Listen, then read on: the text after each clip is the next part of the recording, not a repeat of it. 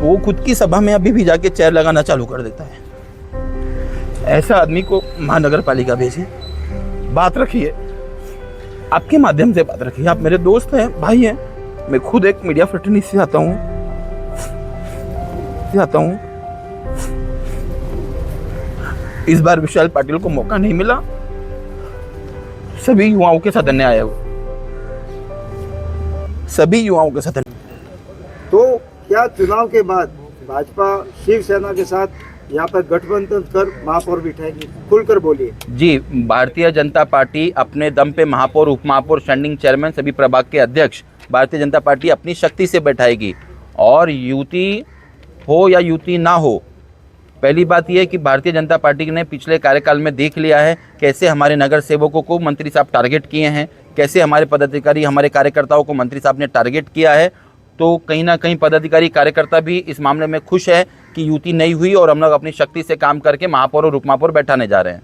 भाजपा कुल 95 सीट में से 86 सीट लड़ रही है, लेकिन युवाओं को सिर्फ 13 सीटें मिली है। तो उस अनुपात से देखा जाए तो युवाओं को कम मौका मिला, ऐसा नहीं लग रहा आपको? युवाओं को इसके पहले बहुत ही कम मौका मिलता था, इस बार वो मौका बढ़ा है। हमने 23 लोगों ने फॉर्म भरे थे, 23 लोगों ने फॉर्म भरे थे, उसमें से 13 लोगों ने उसको टिकट पाया है। तो ये रेशो तो बहुत अच्छा है हमारा, तो जितने अपेक्षित लोग थे उसमें तो बहुत अच्छा। अगर हमारे पास ऐसे 87 हर प्रभाग के डायनामिक युवा हम तैयार किए होते तो हम बोल सकते थे कि 25 या 30 को मिले।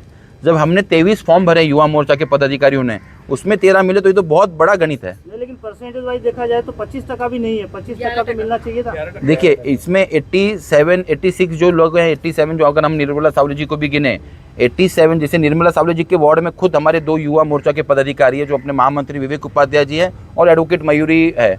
तो अगर प्रभाग वाइज देखें तो हमारी संख्या अच्छी है, और अगर इस बार हम और अच्छा करके दिखाएंगे तो अगली बार शायद ये संख्या बढ़े, 25 हो जावे, 30 हो जावे, 40 हो जावे। कोई भी चीज़ धीरे धीरे बढ़ती है। आपने 13 में से 8 महिलाओं को टिकट दिया। आप खुद भाजपा में 10 साल से जमीनी स्तर पर कार्यरत हैं, आप भी इच्छुक थे टिकट के, आपको नहीं दिया गया? जी, मैं आपको एक बता दूं, भारतीय जनता पार्टी का जो इच्छुक का फॉर्म आया था वो मैंने भरा था।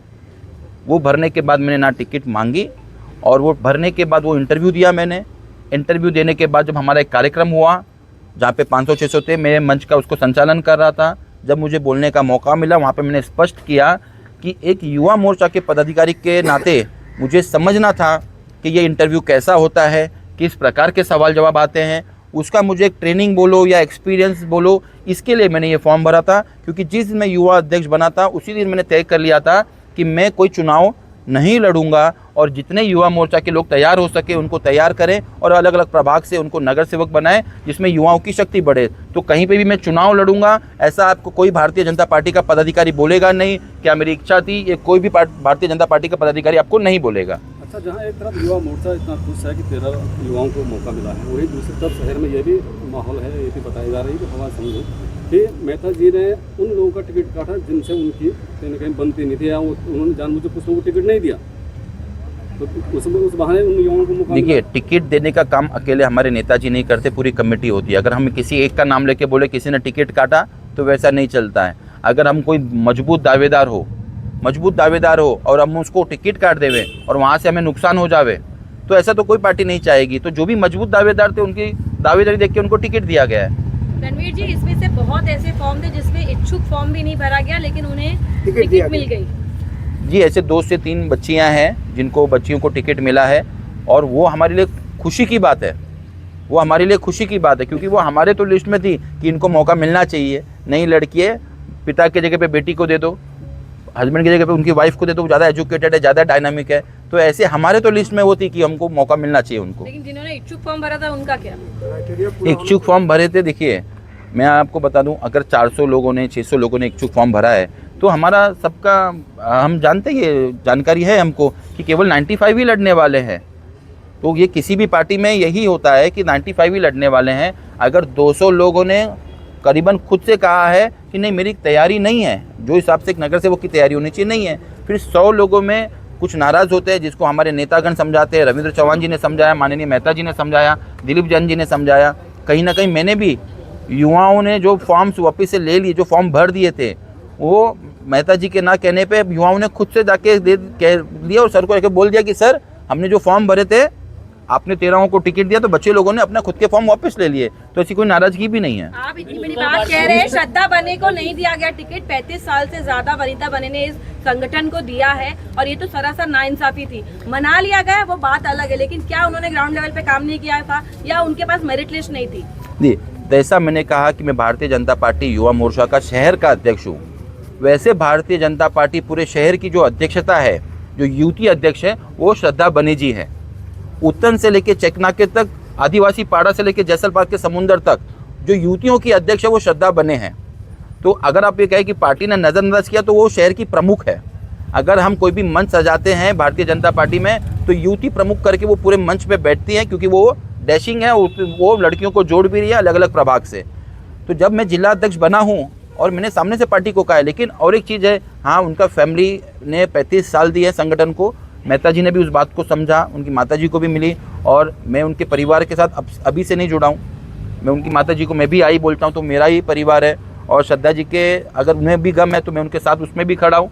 और क्या उनके साथ न्याय होगा, मेहता जी से वो उन्होंने चर्चा की होगी, कैसा उनको वो जस्टिस मिले, परिवार को और श्रद्धा को कैसा जस्टिस मिले, इसमें माननीय नेता नरेंद्र मेहता जी ने उस पर बात भी रखी है। और श्रद्धा जी आज पॉजिटिव हैं, संगठन के लिए काम कर रही हैं। अभी वो बीच में भी गई तो हेतल परमार जी के वार्ड में कुछ काम करके आई हैं।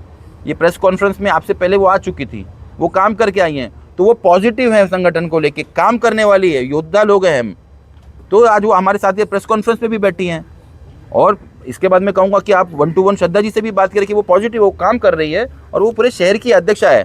तो कहीं ना आप कहेंगे अन्याय हुआ, ऐसी बात नहीं है कि हाँ कुछ लोगों को दे पाए, कुछ लोगों को नहीं दे पाए, लेकिन जो नाराज़ थे उनको जो आने वाले वक्त पे न्याय मिलना है वो ज़रूर मिलेगा। और महानगर पालिका में हमें श्रद्धा जी ज़रूर मिलेंगी। लेकिन मेहता जी ने खुद कहा है कि उनसे भी जूनियर कार्यकर्ता कोई है तो इनके माता से 100%। उसके बाद भी इनको नहीं दिया गया, और आप बोलते हैं करके इनको यूट्यूब का बनाया गया, तो आप भी उम्मीदवार थे, आपको ही बनाया गया, क्या ऐसा किया जाता है क्या? नहीं यार, एक सवाल इससे जुड़ा हुआ है कि वनिता बने जी और श्रद्धा बने जी ये संभावित उम्मीदवार हैं और चुनाव लड़ने के हिसाब से ही वो पार्टी से ईमानदारी से जुड़े थे सालों से, लेकिन जब चुनाव में टिकट देने का समय आया तो उनका नाम काटा गया।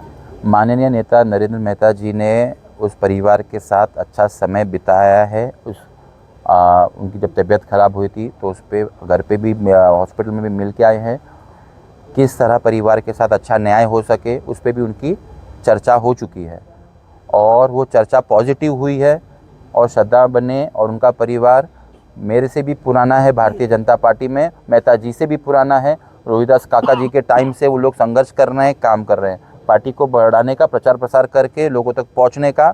उस वक्त के से लोग कार्यकर्ता हैं जब भाईगिरी, सेठगिरी, भाईजानगिरी होती थी, तब से वो परिवार संगठित है, संगठन के लिए काम कर रहा है। तो 110% पॉजिटिवली उनको लिया गया है साथ में, और आने वाले वक्त पे उनको एक बड़ा निर्णय उनको मिलेगा। आप देख रहे हैं RMC news. Like, share, comment और सब्सक्राइब करना ना भूलें।